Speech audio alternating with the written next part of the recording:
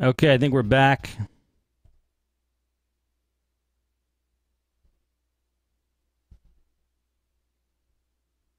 Sorry about that.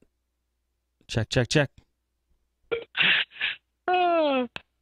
Yeah, that was definitely my connection. I lost you. Holy catastrophe. I think I have a bad switch. My internet has just been flaking out on me. Oh man, I just gave it to Integra last week.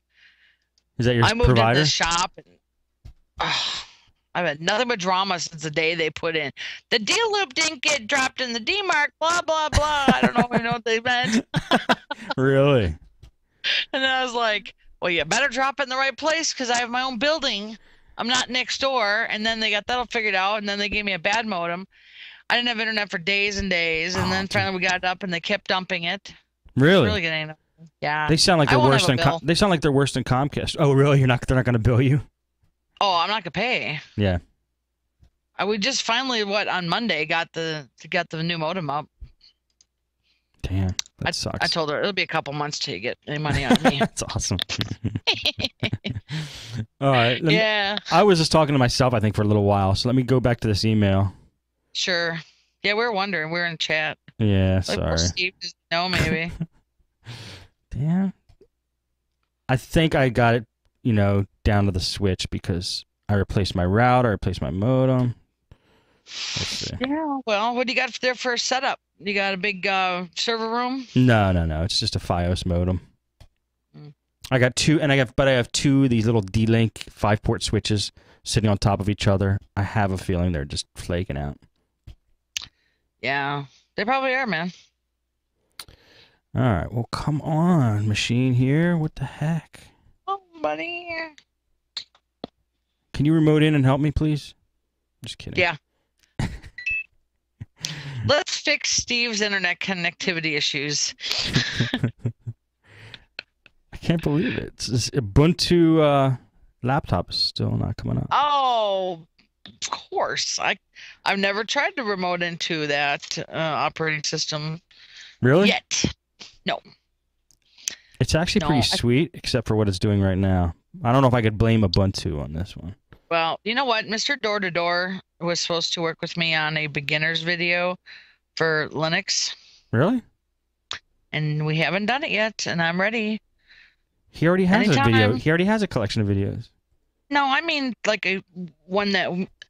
Oh, for remoting in? From scratch person that's never done it. To show how easy it would be if you did it from scratch. To do what? Log in? Remote in? No, to install it. Like... He does it for people that already understand it. No, he doesn't. I don't understand. LinuxForTheRestOfUs.com. It's for beginners. I've listened, and it's not for beginners. No, not the podcast. Okay. It's not the podcast. His product. You're fooling yourself. His product is has the same name as the podcast. Okay, so his videos are for like noobs. Me. Yes. Like, I will understand the videos? Totally. And I think if you ask him nicely, he probably will give you a copy. I will take that challenge. I will take that challenge, and I will install Linux this winter. Okay. On something. You're going to love it. I'm going to tell you right now. I don't know. I'm not into learning anymore of that stuff. I'm more into just get it done. Yeah, learning sucks, doesn't it? Just kidding. I like learning if it's something I really like. I don't like being frustrated. I remember I installed Red Hat once, and I went, I don't even know what to do. Yeah, no, Linux is not like that now. It's easier than Windows, I'm telling you. I know. But I don't know how to do, like, was it unpack stuff and... You just double-click it. I don't know that. I don't even know it either, Lisa. Here, check. Can you see this desktop? Look how nice this looks. This is the Linux desktop. It's got little big pictures and stuff. My Gmail's down, so we're not going to do emails. We're just going to end off the show. Oh, wait, no, here it comes.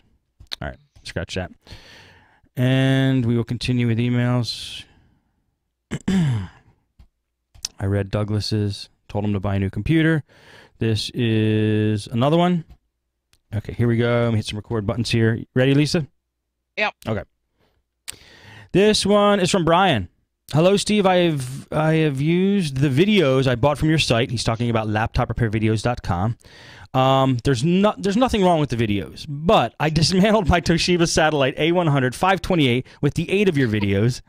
I had assumed that the replacement of the motherboard would cure my problem, but unfortunately that is not so. The laptop was originally running, and all of a sudden, no video. Hence, I bought a new motherboard in the assumption that a loose video section was the problem. However, on restart, nothing. I connected the external port to another monitor. Still nothing. So not a problem with my screen on the laptop. And because I have tested the hard drive on another PC, no problem there either. It seems as if there is no boot up. The CD drive works. The hard drive spins. Where can a simpleton like me look for the cause? Taking the laptop to be tested costs more than it's worth. I don't know what else I can do. Can you please advise, Brian? Yeah, so he replaced the motherboard. He's still having the problem with video. His laptop's originally running, and all of a sudden, no video. And you replaced the motherboard, and there's still no video. Okay, you could, check the LCD cable to the motherboard. Check the inverter that goes to your screen. That could be bad. Also, RAM. This is why I suggested to him. Pull out the RAM, switch out the RAM, see if the RAM fixes the problem. I've had computers... Yeah. I was going to say that. RAM? Yeah, check the RAM. Yeah. Also, your wireless card might flake out, and that also causes funky things to happen, too. I'll bet you the RAM fixes it, but if not, try the LCD cable, inverter, and then you might have just got a flaky motherboard. It has happened to me as well, so. All right. And those guys are hardcore to fix. I love those. The laptop guys? Yeah, totally. Yeah. I love those hardcore people that are just into it. Yeah. They're like, I took the whole motherboard apart 3 times. I'm like, no hands, I ain't doing it. Don't wanna ever solder anything. Once you start soldering, you won't be able to stop. I'd be thinking of other things too much, Like I'd be into it and I'd be like, what am I not doing elsewhere? Really? I bet no. Those things are engaging. You can't, once you take a laptop apart, me anyway, I'm into it. That's what I'm doing. I told you my story of A+, didn't I? I don't think so. My A, I shouldn't even tell it out loud. It's pretty funny. What happened? So back in 2000, I took A+ class, and the only reason why is because I was working at a help desk at an engineering company, and they said, you have training money, so we want to put you through A+, we want to put you through Unix. Because we had a lot of Unix engineers. And I already learned Unix back in the 90s at my first job.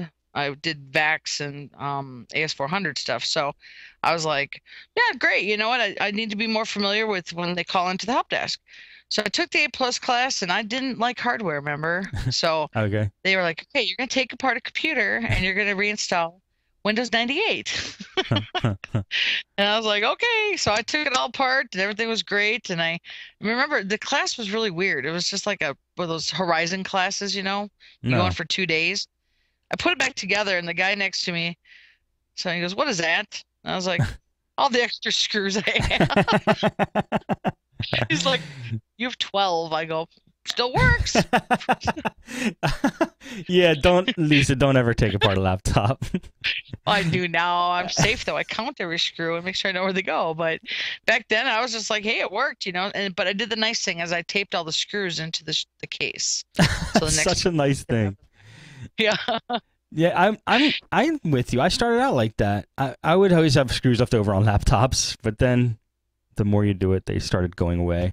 And even as a pro, you still have screws left over sometimes. I think about 2 or 3 cups of extra screws that just from random stuff. I mean, every shop has that, Yeah. just from what. But yeah, you know what though? I mean, I don't know. I'm growing a business. I don't need to know everything on the hardware end. Yeah, I agree. I know enough. I hired those guys to know all that now. I know enough. Yeah, I don't want to solder anything. Right. I agree with you. All right, let me read one more email here, and then we'll end off. This is from Fab, from Fab's Auto Backup. He said, just to tell you, I just put online the new Auto Backup for Tech 4.3.1.866. First of all, this is not in the email. This is me saying, if anybody has not used Fab's Auto Backup yet, use it. You will not... Yeah, we just got it. Did you get the new version? Yep. And I think if I'm right, you can only use it 200 times, right? I do not know. It does not say that in the email, but I'm not sure. Anyway, we're going to be going through those 200. Really? Oh, yeah. Me and Fabs are going to be close friends soon. All right. Because I'm making all the guys do it on a lot of computers now since we got the tool. Really? Email Fab. He's a very accessible guy. I'm sure he'd be happy to talk to you. Okay, cool. We've been exchanging emails because I was like, I want to use this on a higher scale, not just here and there. I want to use it across the company. Good. He's probably happy to hear that. Well, if anybody does not know what any of the new changes are, well, first of all, it's just an awesome tool for, if you're moving data from one computer to another, like documents and Outlook PSTs and emails and stuff. This is like the tool that will just save your bacon every time and make life easy. Plus, it does a bunch of other cool stuff. But the new changes are if automatic users profiles directory detection fails because of damaged software registry hives. God, I don't even know what that means. When selecting another system drive, a message is prompted to the user asking for manual specification of this directory. This avoids staying stuck at this state, so that's a good thing. Windows Internet Explorer settings, ICQ history and settings, Logitech set port settings. It's got a bunch of updates. They're very specific. I won't read them all, but the new version's out. So that is another reason why you should buy Fabs. That's from Fabs Auto Backup. Just Google it, and you'll get to Fab's site. It's a French site, so I think it ends in FR. Is it fpnet.fr? I think, you know what? I actually really am into it because I like the word fab, so. I know. That intrigued me to buy it. That's totally the reason why most people do. Fabs. I love it. It's a sexy backup tool. His site is fpnet.fr. Check it out. All right. You know what, Steve? We should do a giveaway of the remote book for someone for Christmas. Let's figure out a cute or fun kind of giveaway. All right, so let's do I don't know, like a Twitter type thing or Google Plus type thing. The first person Google Plus.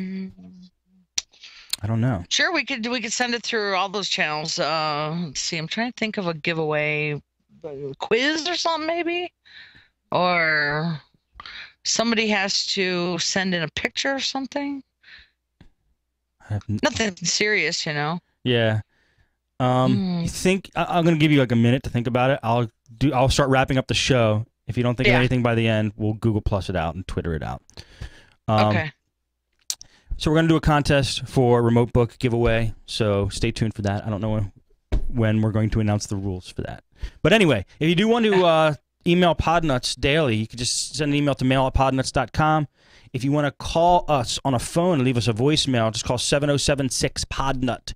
7076-PODNUT on a regular phone will get you to the voicemail. There's about 4 emails I didn't read yet today. I'm going to take up those next week. And that's it, guys. Thank you very much for tuning in to Podnutz Daily. Lisa, did you think of anything? Yeah, the first person that emails me saying that they listened to the whole show and heard me mention... Oh, dang it. I can't think. I was trying to think of something fun. That was good, just right there. They listened to the whole show. I know. They listened to the whole show, and they heard me in the beginning talk about... No, they have to tell... How about they have to tell you the color you painted your new shop? Okay. Lisa@callthatgirl.biz. First email wins. There you go, guys. Those are the rules. That's a good one. That's easy. It's a softball. We just gave it to them. Easy. Yeah, totally. All right. That's going to be it for this week, guys. Hey, Lisa, yes, tell us more. Tell us where people could find you and any other last comments before we end off. Oh, goodness. You can find me on LinkedIn. You can find me in Facebook. And I don't do Twitter, but I've got feeds there. You can find me in Podnutz TeamSpeak. You can find me at Technibble. You can find me at G+. You can call me. You can email me. You go to my website. There's 25 ways to get a hold of me. Nice. Callthatgirl.biz. Thank you, Lisa, for coming on the show. It's fun as usual. We already got a winner. Oh, really? Man. Yes. That was quick. I just saw it pop up. Does that count? I don't know if we can count that. All right, let me end off the show here. Thank you, everybody, for tuning in and watching and listening. See you next time. See you later. Okay, we're still live, but we're not recording anymore. Okay, that's fine. Damn. So all the people in the chat can still